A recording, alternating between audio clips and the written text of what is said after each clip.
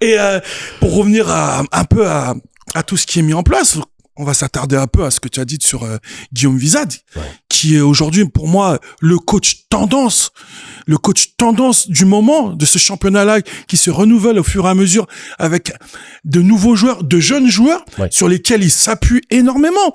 Et il s'est construit, et il a pris le temps de se construire.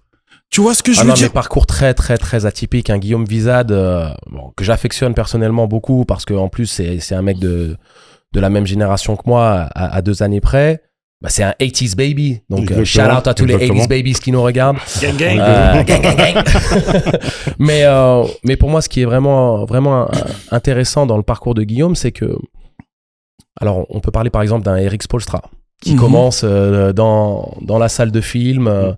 Montage vidéo, les heures sombres. Exactement. Et je pense qu'en fait, Guillaume a eu beaucoup d'heures sombres aussi. Il s'est formé dans l'ombre, il s'est formé et il commence en assistant coach du côté de Châles, en NF2. LF2. Derrière, il va bifurquer sur de la N1, mais quelque part, pas vraiment dans un projet qui était calculé. Il récupère une équipe qui est en grande difficulté. Il remplace Régis Racine. Exactement. Chez lui, du côté de Clermont, la descente est inévitable, il fait du mieux qu'il peut. Derrière, il part coacher une N3, qu'il fait monter en N2.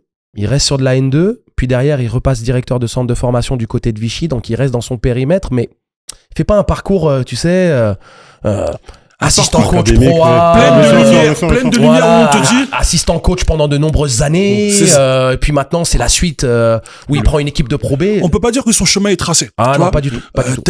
T'es rentré, on sait qu'on te met là, ta feuille de route est déjà tracée. Lui, rien n'est tracé. Il se construit. Il s'est construit. Et là, ce que tu racontes, c'est exactement ça. Il passe par des chemins de traverse. Des traverses, des tranchées carrément. Tu vois ce que je veux dire? Où le mec, tu te dis, aujourd'hui, mais waouh, ce qu'il a fait là, il le vole pas.